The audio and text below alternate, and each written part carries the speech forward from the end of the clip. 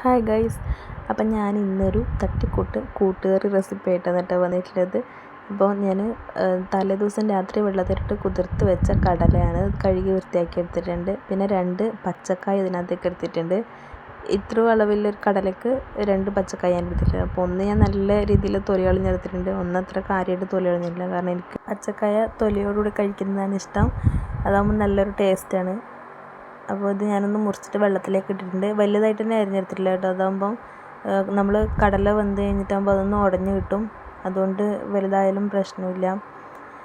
ഞാൻ കടലയ്ക്ക് ആവശ്യത്തിനുള്ള വെള്ളം ഒഴിച്ച് കൊടുക്കുന്നുണ്ട്. വെള്ളം ഒഴിച്ച് അതിലേക്ക് 2 പച്ചമുളക് ഇതേ രീതിയിലൊന്ന് കീറിയിട്ട് ഇട്ട് കൊടുത്തിട്ടുണ്ട്. പിന്നെ അതിനകത്തേക്ക് ആവശ്യത്തിനുള്ള ഉപ്പും മഞ്ഞൾപ്പൊടി പിന്നെ എരിവില്ലാത്ത മുളക് പൊടി ഇതും കൂടി ഇട്ടിട്ട് അതൊന്ന് അടുപ്പിലേക്ക് വെച്ച് കൊടുക്കുന്നുണ്ട് കേട്ടോ. നിങ്ങൾക്ക് വേണമെങ്കിൽ ഇത് ഇതേ രീതിയിൽ തന്നെ കുക്കറിലും ചെയ്യാൻ പറ്റും. ഞാനിത് വിറകടുപ്പിലാണ് ചെയ്യുന്നത്. അപ്പോൾ ആദ്യം കടല ഒന്ന് വേവിച്ച് ഒരു പകുതി വേവാകണം. അതിനുശേഷം അതിനകത്തേക്ക് ബാക്കിയുള്ള കാര്യങ്ങൾ ചേർക്കുക കേട്ടോ. അപ്പം ഞാനിത് ചെയ്തുകൊണ്ടിരിക്കുന്ന സമയത്ത് ഉമ്മ കുറച്ച് ചക്കക്കുരു ഉണ്ടായതും കൂടിയിട്ട് അതൊന്ന് വൃത്തിയാക്കി വെച്ചിട്ടുണ്ട്. കുറച്ച് സമയത്തിന് ശേഷം ഒന്ന് കടല എടുത്ത് നോക്കിയപ്പോൾ അത്യാവശ്യം വെന്തിട്ടുണ്ട്. നല്ലോണം വേവായിട്ടില്ല, എന്നാലും പകുതി വെന്തിട്ടുണ്ട്. അപ്പം ഇനി ഇതിലേക്ക് അരിഞ്ഞു വെച്ചിട്ടുള്ള ആ ചക്കക്കുരു ആ പച്ചക്കായും കൂടി ഇട്ട് കൊടുക്കുന്നുണ്ട് കേട്ടോ. ഈ സമയത്ത് കടലയിലെ വെള്ളം നല്ലോണം വറ്റിപ്പോയതാണെങ്കിൽ കുറച്ച് വെള്ളം കൂടി ഒഴിച്ചെടുക്കുക. ഞാൻ കുറച്ച് വെള്ളം കൂടി ഒന്ന് ഒഴിച്ചു കൊടുത്തിട്ടുണ്ട്.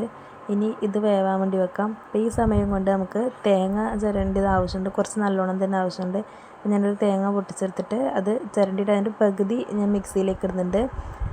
അതിനകത്തേക്ക് കുറച്ച് ചെറിയ ജീരകം കൂടി ഇട്ട് കുറച്ച് വെള്ളം ഒഴിച്ചിട്ട് ഒന്ന് അരച്ചെടുക്കുന്നുണ്ട്. നല്ല രീതിയിൽ നൈസായിട്ടൊന്നും അരച്ചെടുക്കണ്ട, കുറച്ച് തരിതരി ഉള്ള രീതിയിൽ അരച്ചെടുത്താൽ മതി.